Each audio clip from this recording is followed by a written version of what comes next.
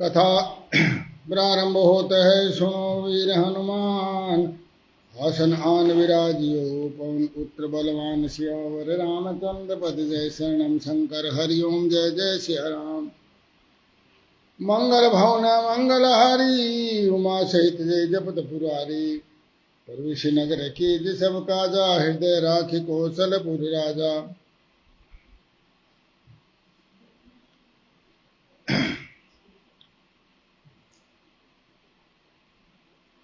ऋषि बोले मुने हमने पहले यह बात सुन रखी है कि भगवान शिव का प्रसाद ग्रहण नहीं करना चाहिए।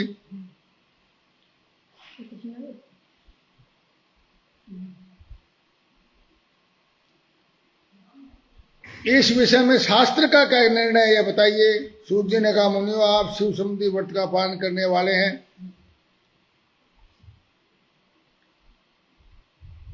तो एक कल कथा आ चुकी है कि उस प्रसाद को ग्रहण करना चाहिए जरूर।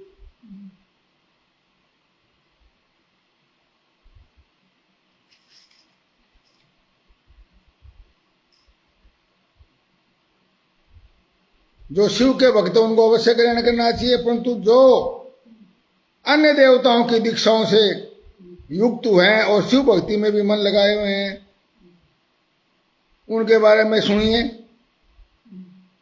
जहां से शालिग्राम शिला की उत्पत्ति होती है वहां के उत्पन्न लिंग में रसलिंग यानी पाटलिंग में, पाषाण यानी पत्थर के, रजत यानी चांदी और स्वर्ण यानी सोने से निर्मित लिंग में, देवताओं और सिद्धों द्वारा प्रतिष्ठित लिंग में, केसर निर्मित लिंग में, स्फटिक लिंग में, रतन निर्मित लिंग में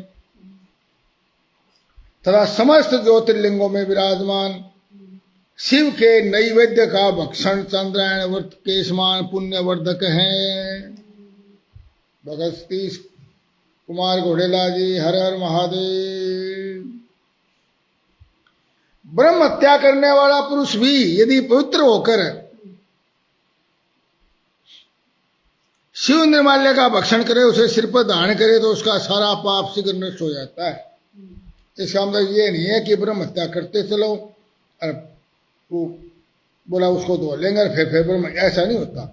ब्रह्म हत्या का करने वाला पुरुष यदि पवित्र होकर यानी सब उससे उसको पाप का पश्चाताप करके उससे पवित्र हो जाए और आगे कोई और गलती करने के लिए प्रायश्चित कर लेना करने के लिए, तो वो यदि शिव निर्माल्य का भक्षण करके और उसे सिर पर धारण करे तो उसके सारे पाप शीघ्र नष्ट हो जाते हैं।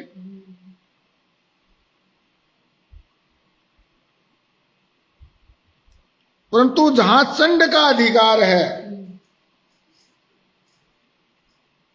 वहां जो शिव निर्माल्य हो उसे साधारण मनुष्यों को नहीं खाना चाहिए। बाणलिंग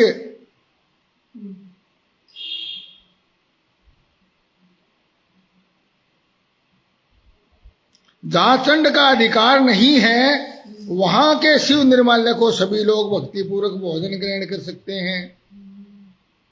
बाणलिंग नर्मदेश्वर नर्मदा नदी में जो निकलते हैं लिंग शिवलिंग वो बाणलिंग है। और लो निर्वृत्त यानी धातु निमित्त सोना चांदी सब मिला करके लिंग है। और सिद्ध लिंग जिन लोगों की उपासना से किसी ने सिद्धि प्राप्त की है इन सब, और वो लिंग जो स्वाम्भू लिंग है जो अपने आप प्रकट हुए हैं, उन सब लिंगों में शिव की प्रतिमाओं और मूर्तियों में चंड का अधिकार नहीं है। जो मनुष्य शिवलिंग को विधि पूर्वक स्नान कराकर उस स्नान के जल का 3 बार आचमन करता है उसे कायिक मानसिक और वाचिक तीनों प्रकार के पाप शीघ्र नष्ट हो जाते हैं। जो शिव नैवेद्य पत्र उस फल और जल अग्राह्य है वह सभी के शालग्राम शिला के स्पर्श से पवित्र होकर ग्रहण करने योग्य हो जाते हैं। मुनीश्वरों शिवलिंग के ऊपर चढ़ा हुआ जो द्रव्य है वह अग्राह्य है। जो वस्तु लिंग स्पर्श से रहित है अर्थात जिस वस्तु को अलग रखकर शिव को निवेदित किया जाता है लिंग के ऊपर नहीं चढ़ाया जाता, उसे अत्यंत पवित्र जानना चाहिए। लिंग से अलग जो भी चढ़ता है उसको बहुत ही पवित्र जानना चाहिए। मुनीश्वर इस प्रकार नैवेद्य के विषय में शास्त्रों का निर्णय मैंने बता दिया। अब तुम बिलु का यानी बेलपत्र का रहस्य सुनो। यह बेल वृक्ष जो है यह महादेव का ही रूप है। कुंडलीदास जी हर हर महादेव।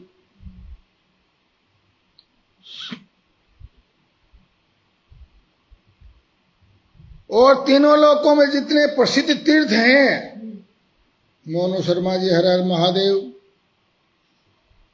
उन संपूर्ण तीर्थ जो है बिलु के मूल यानी जड़ के अंदर निवास करते हैं। बेलपत्र के जो पुण्यात्मा मनुष्य बिलु के मूल में लिंग स्वरूप निवासी महादेव का पूजन करता है वह निश्चय ही शिव पद को प्राप्त होता है। जो बिलु के यानी बेलपत्र के जड़ के पास के जल से अपने मस्तक को सींचता हुआ संपूर्ण तीर्थों में स्नान कर लेता है। इस बिलु की जड़ के परम उत्तम थाले को जल से भरा हुआ देखकर महादेव जी पूर्णतः संतुष्ट होते हैं। जो बिलु की शाखा थाम कर हाथ से उनके नए नए पल्लव उतारता है और उनसे बिलु की पूजा करता है, उन बिलु से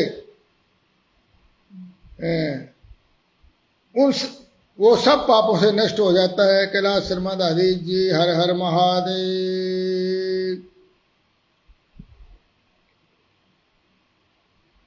और जो बिलु की जड़ के समीप भगवान शिव में अनुराग रखने वाले एक भक्त को भक्ति पूर्वक भोजन करवा देता है, उसे कोटि गुना पुण्य प्राप्त होता है। जो बिलु की जड़ के पास शिव भक्त को खीर और घृत से युक्त अन्न देता है वह कभी दरिद्र नहीं होता। ब्राह्मणों, इस प्रकार मैंने सांगोपांग शिवलिंग पूजन का वर्णन किया है।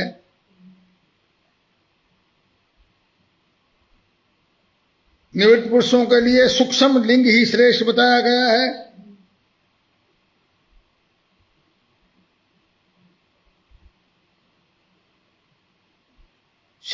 ऋषि बोले, महाभाग वह शिष्य सूत जी आपको नमस्कार है।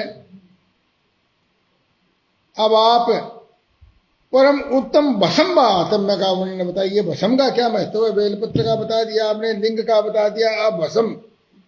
शिवलिंग के ऊपर भस्म बहुत चढ़ती है, कई जगह भस्म, जैसे उज्जैन महाकालेश्वर में तो भस्म आरती ही होती है।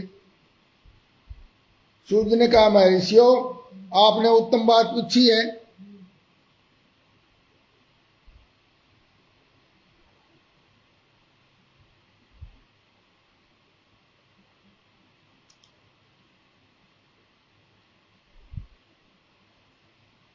जो मनुष्य प्रसन्नता पूर्वक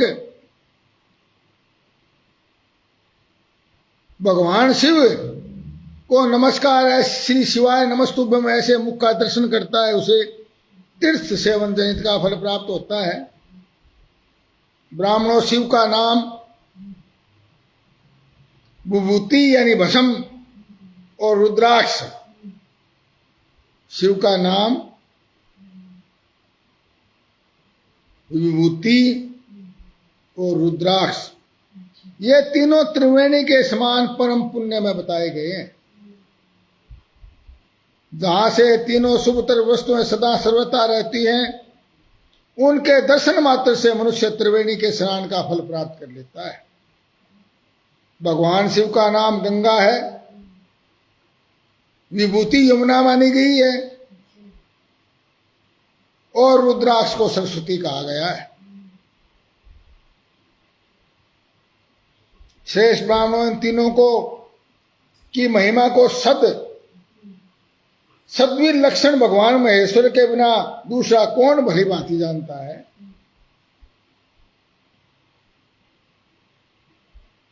अब मैं संक्षेप रूप से भगवान नामों का महिमा का कुछ वर्णन करता हूं।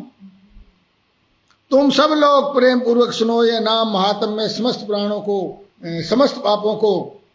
समस्त प्राणियों के पापों को हर लेने वाला सर्वोत्तम साधन है। शिव इस नाम रूपी दावानल से महान पाप रूपी पर्वत अनायास ही भस्म हो जाते हैं। दावानल क्या होती है? जंगल की आग को दावानल बोलते हैं।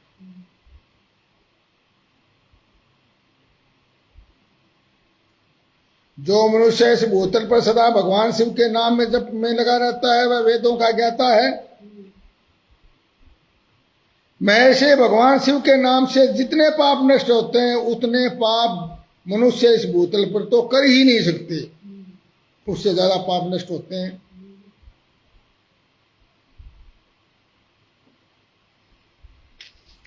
महामुने संसार के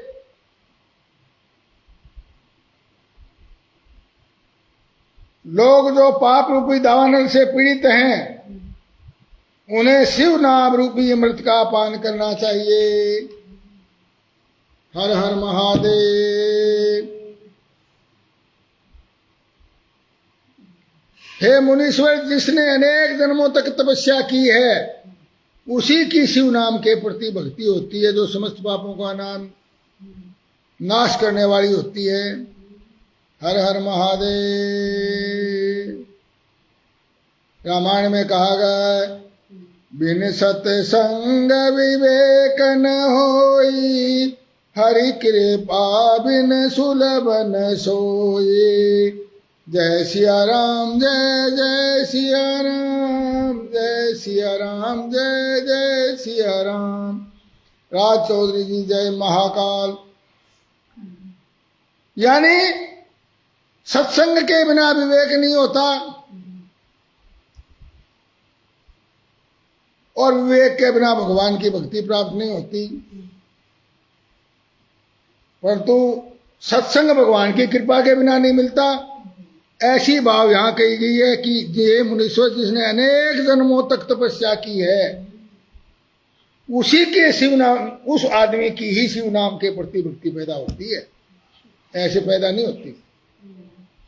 और वह भक्ति समस्त पापों का नाश करने वाली है।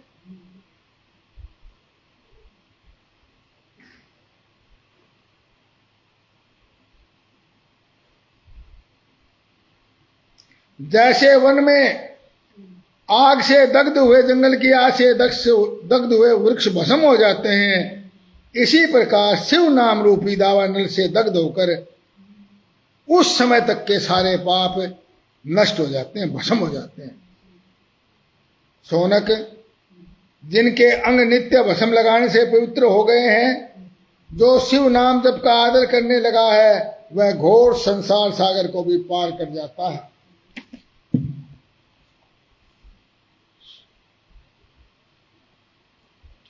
मुने, पूर्व काल में महापापी राजा इंद्रद्युम्न ने शिव नाम के प्रभाव से उत्तम सदगति प्राप्त की थी।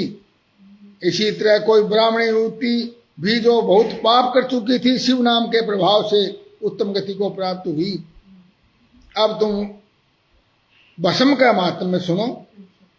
भस्म संपूर्ण मंगलों को देने वाला उत्तम है। उसके दो भेद बताए गए भस्म के भी, एक महाभस्म और दूसरी स्वल्प भस्म। महाभस्म के भी अनेक भेद हैं, 3 प्रकार की होती है वो, स्रोत, समार्थ और लौकिक। और स्वल्प भस्म के भी बहुत से वेदों का वर्णन किया गया है। स्रोत और समार्थ भस्म को केवल द्विजों के उपयोग के लिए योग्य कहा गया है, द्विज यानी ब्राह्मण। तीसरा जो लौकिक भस्म है, वह सब लोगों के उपयोग में काम आ सकता है। श्रेष्ठ महर्षियों ने बताया है कि द्विजों को वैदिक मंत्र के उच्चारण स्वरूप सहित मंत्रों से भस्म को धारण करना चाहिए। दूसरों को लोगों के लिए बिना मंत्र के ही केवल धारण करने का विधान है। दूसरे लोग बिना मंत्र भी धारण कर सकते हैं, वो उतनी पवित्र उतना ही फल है। परंतु ब्राह्मणों के लिए मंत्र सहित वैदिक मंत्रों के उच्चारण के बिना भस्म को धारण नहीं करना चाहिए। जले हुए गोबर से प्रकट होने वाला भस्म आगन्य कहलाता है। हे महामुने, वह भी त्रिपुंड का द्रव्य है, ऐसा कहा गया है। अग्निहोत्र से उत्पन्न हुए भस्म का भी मनुष्य पुरुषों को संग्रह करना चाहिए। जय प्रकाश शर्मा जी, हर हर महादेव।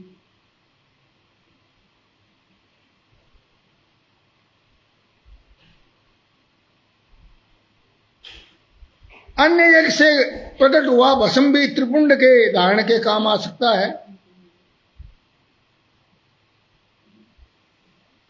समस्त अंगों में सजल भस्म को मलना और विभिन्न अंगों में तिरछा त्रिपुंड लगाना, इन कार्यों को मोक्षार्थी पुरुष प्रमाद से भी न छोड़े, ऐसा श्रुति का आदेश है।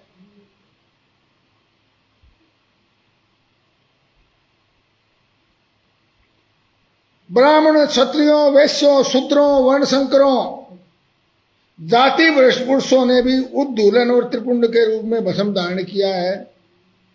किसी के लिए भी मना नहीं है। महर्षियों, ये बहुत गोपनीय विषय मैंने आप लोगों को बताया त्रिपुंड का, इसे तुम गुप्त ही रखना चाहिए। माथे के ऊपर जो निर्दिष्ट स्थानों पर भस्म से तो 3 तिरछी रेखाएं बनाई जाती हैं, उनको विद्वानों ने त्रिपुंड भस्म कहा है, त्रिपुंड कहा है उनको, भस्म नहीं। भस्म से जो मतलब 3 रेखाएं खींची जाती है ऐसे, उसको त्रिपुंड कहा गया। भौं के मध्य भाग से लेकर जहां तक भौं का अंत है,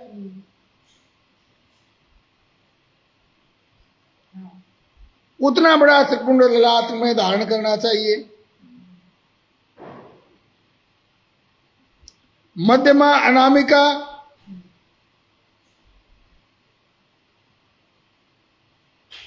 अंगुली से 2 रेखाएं करके बीच में अंगूठे से तीसरी रेखा बनाएं। धर्मदास त्रिपाठी जी, हर हर महादेव। आप नेमी सारने से कथा से जुड़े हैं, बहुत बहुत साधुवाद है आपको।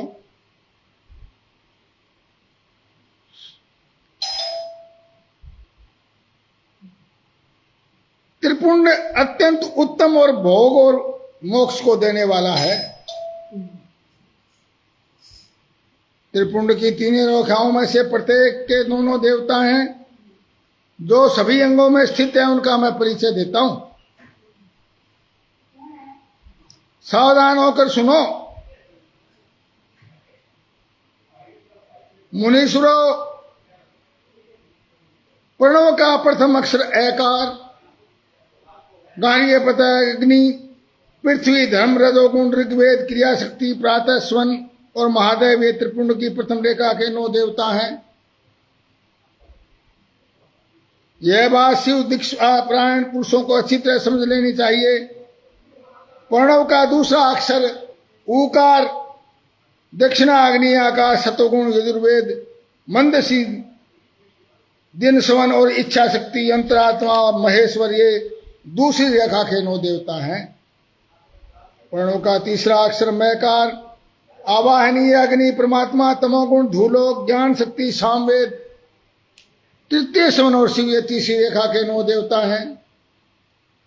इस प्रकार स्थान देवताओं को उत्तम भक्ति भाव से नित्य नमस्कार करके स्नान आदि से शुद्ध हुआ पुरुष यदि त्रिपुंड धारण करे तो भोग और मोक्ष को भी प्राप्त कर लेता है। मुनीश्वरीय संपूर्ण अंगों में स्थान देवता बताए गए हैं। अब उनके संबंधी स्थान पर बताता हूं, भक्ति पूर्वक सुनो। 32, 16, 8 अथवा 5 स्थानों में त्रिपुंड का न्यास करें।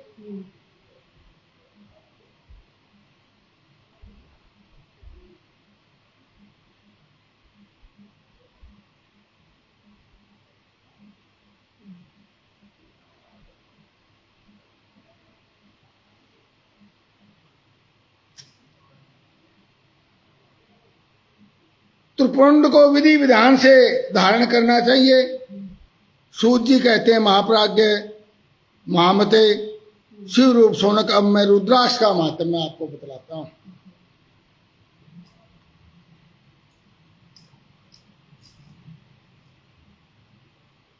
भगवान शिव बोले,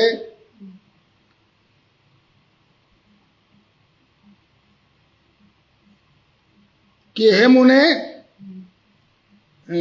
पूर्व काल में परमात्मा शिव ने समस्त लोगों का उपकार करने के लिए देवी पार्वती के सामने रुद्राक्ष की महिमा का वर्णन किया था। भगवान शिव बोले, हे माहेश्वरी शिवे, सुनो, पूर्व काल की बात है, मैं मन को संयम रखकर हजारों दिव्य वर्षों तक घोर तपस्या में लगा रहा। हमारे छोटे भाई तिलकराज शर्मा जी कुलाना से कथा से जुड़े हैं। हर हर महादेव।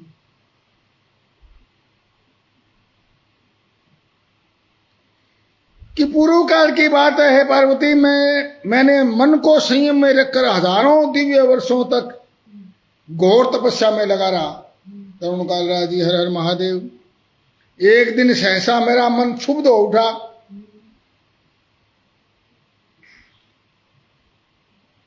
हे परमेश्वरी, यद्यपि मैं संपूर्ण लोगों का उपकार करने वाला स्वतंत्र परमेश्वर हूं, अतः उस समय मैंने लीलावशी अपने दोनों नेत्र खोले। जैसे ही मैं क्षुब्ध हुआ, खोलते ही मेरे मनोहर नेत्रपुटों से कुछ जल की बूंदें गिरी। आंसू की उन बूंदों से वहां रुद्राक्ष नामक वृक्ष पैदा हो गया और भक्तों पर अनुग्रह करने के लिए ही वो अश्रु बिंदु स्थावर भाव को प्राप्त हो गए। स्थावर यानी वृक्ष बन गए, स्थित हो गए एक जगह। वृक्ष हिलता जुलता नहीं ना, स्थिर हो जाता है, स्थावर भाव। वे रुद्राक्ष मैंने विष्णु भक्त को तथा चारों वर्ण के लोगों को बांट दिए। भूतल पर अपने प्रिय रुद्राक्षों को मैंने गौड़ देश में उत्पन्न किया। मथुरा, अयोध्या, लंका, मलयाचल, सह्याद्री, काशी और अन्य देशों में उनके अंकुर उगाए। वे समस्त रुद्राक्ष ऐसे ही पाप समूह का भेदन करने वाले, श्रुतियों के भी प्रेरक हैं। मेरी आज्ञा से वे ब्राह्मण, क्षत्रिय, वैश्य और शूद्र जाति के भेद से इस भूतल पर प्रकट हुए।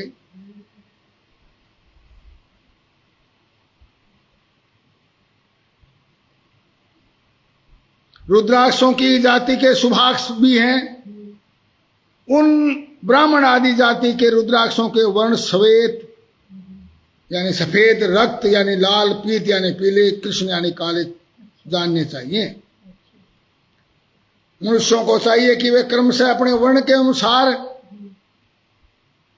ही अपनी जाति का रुद्राक्ष धारण करें।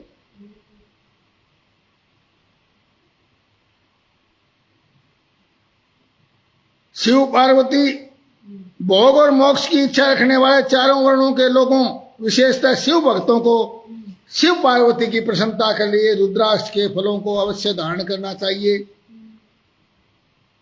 आंवले के फल के बराबर जो रुद्राक्ष हो वह श्रेष्ठ बताया गया है। जो बेर के फल के बराबर हो उसे मध्यम श्रेणी का कहा गया है, और जो चने के बराबर हो उसे की गणना निम्न कोटि में की गई है। अब उसकी उत्तमता को परखने की विधि जानिए। महेश्वरी, जो रुद्राक्ष बेर के फल के बराबर होता है वह उतना छोटा होने पर भी उत्तम फल देने वाला और सौभाग्य की वृद्धि करने वाला होता है। जो रुद्राक्ष आंवले के फल के बराबर होता है वो सब अरिष्टों का विनाश यानी कष्टों का नाश करने वाला होता है। मोनू तिवारी जी, हर हर महादेव। रुद्राक्ष जैसे छोटा होता है वैसे वैसे ही अधिक फल देने वाला होता जाता है। एक बड़े रुद्राक्ष से एक छोटे रुद्राक्ष को विद्वानों ने 10 गुना अधिक फलदायी बताया है। पापों का नाश करने के लिए रुद्राक्ष धारण करना आवश्यक बताया गया है।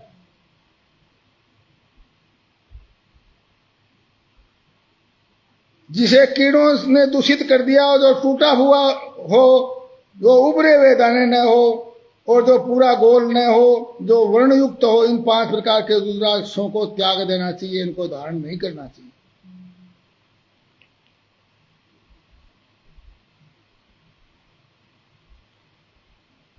जिस रुद्राक्ष में अपने आप ही डोरा पिराने के योग्य हो जाए, अपने आप ही छिद्र बनाओ प्राकृतिक रूप से, वो उत्तम माना गया है। जिसमें मनुष्य के प्रयत्न से छेद किया गया हो वो मध्यम श्रेणी का माना गया है। रुद्राक्ष धारण करने से बड़े बड़े पापों का नाश होता है। इस जगत में 1100 रुद्राक्ष धारण करके मनुष्य जिस फल को पाता है उसका सैकड़ों वर्षों में वर्णन नहीं किया जा सकता। भक्तिमान पुरुष 550 रुद्राक्ष के दोनों का दानों का सुंदर मुकुट बना ले और उसे सिर पर धारण करे। 360 दानों को लंबे सूत्र में पिरो करके एक हार बना ले और वैसे वैसे 3 हार बना करके भक्ति परायण मनुष्य उसका यज्ञोपवीत तैयार करे जनेऊ, और उसे यथास्थान जनेऊ की तरह धारण करे। हर हर हर महादेव।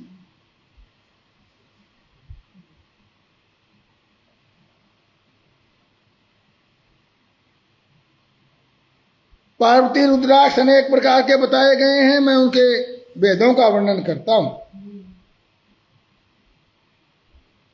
एक मुख वाला रुद्राक्ष साक्षात शिव का स्वरूप है।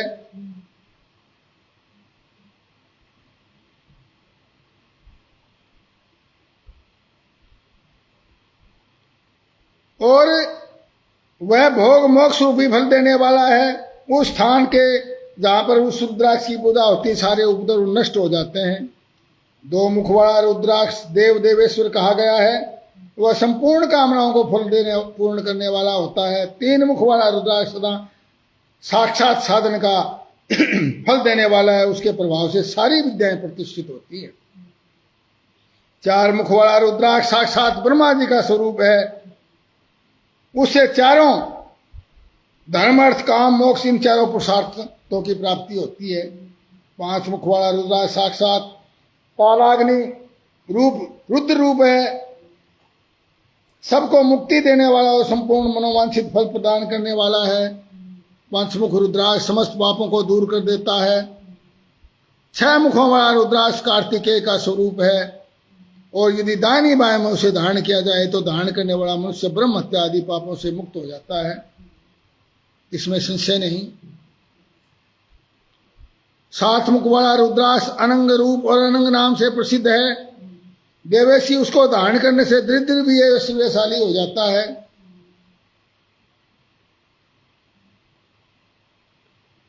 8 मुख वाला रुद्राक्ष अष्टमूर्ति भैरव रूप है। 9 मुख वाले रुद्राक्ष को भैरव और कपिल मुनि का प्रतीक माना गया है। 10 मुख वाला रुद्राक्ष भगवान विष्णु का रूप है। 11 मुख वाला जो रुद्राक्ष है वो रुद्र रूप है, उसको धारण करने से मनुष्य सर्वत्र विजयी होता है। 12 मुख वाले रुद्राक्ष को केश प्रदेश में धारण करें, उसके धारण करने से के मानो मस्तक पर 12 आदित्य विराजमान हो जाते हैं। 13 मुख वाला रुद्राक्ष विश्वदेवों का स्वरूप है और सौभाग्य और मंगल का लाभ करता है, सौभाग्य और मंगल लाभ करता है। 14 मुख वाला रुद्राक्ष परम शिव स्वरूप है, उसको मस्तक पर धारण करें, इससे सब पापों का नाश होता है। गिरिराज कुमारी इस प्रकार मुखों के भेद से रुद्राक्ष के 14 भेद बताए गए हैं।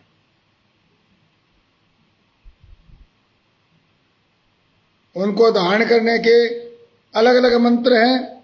ओम ह्रींग नमः, ओम नमः, ओम क्लिंग नमः, ओम हरिंग नमः, ओम हरिंग नमः, ओम हरिंग हुम नमः, ओम हुम नमः, ओम हुम नमः, ओम हरिंग हुम नमः, ओम हरिंग नमः, ओम हरिंग हुम नमः, ओम क्रों क्षोम रोम नमः, ओम हरिंग नमः, ओम नमः। इन 14 मंत्रों के द्वारा क्रम से एक मुखी से लेके 14 मुखी रुद्राक्ष को धारण करने का विधान है। मंत्रों के द्वारा रुद्राक्षों को धारण करें। रुद्राक्ष की माला धारण करने वाले पुरुष को देख करके भूत पिशाच, भूत प्रेत पिशाच, डाकनी शाकनी और जो अत्यंत अन्य द्रोहकारी राक्षस हैं वे सब के सब दूर भाग जाते हैं। पार्वती रुद्राक्ष मालाधारी पुरुष को देख करके मैं भगवान शिव कहते हैं, मैं स्वयं शिव, भगवान विष्णु, देवी दुर्गा, गणेश, सूर्य, अन्य देवता भी प्रसन्न हो जाते हैं। महेश्वरी इस प्रकार रुद्राक्ष की महिमा को जानकर और धर्म की वृद्धि के लिए मंत्रों द्वारा विधिवत उसे धारण करना चाहिए। तो बोले हे मुनीश्वरों, मैंने भगवान शिव ने जो पार्वती को बताया था वो ही आपको यूं का यूं कह सुनाया है। इस प्रकार ये विंध्येश्वर संहिता यहाँ समाप्त होती है। इसका वर्णन किया है। यह संहिता संपूर्ण सिद्धियों को देने वाली, भगवान शिव की आज्ञा से नित्य मोक्ष करने वाली, प्रदान करने वाली है विंध्येश्वर संहिता संपूर्ण। बोलो प्रेम से हरे। कथा समापत होत है, सुनो वीर हनुमान। कथा हमारी शिवलोक में, आप करो विश्राम। सियावर रामचंद्र पद जय शरणम। शंकर हरि ओम जय जय सिया राम। हर हर महादेव।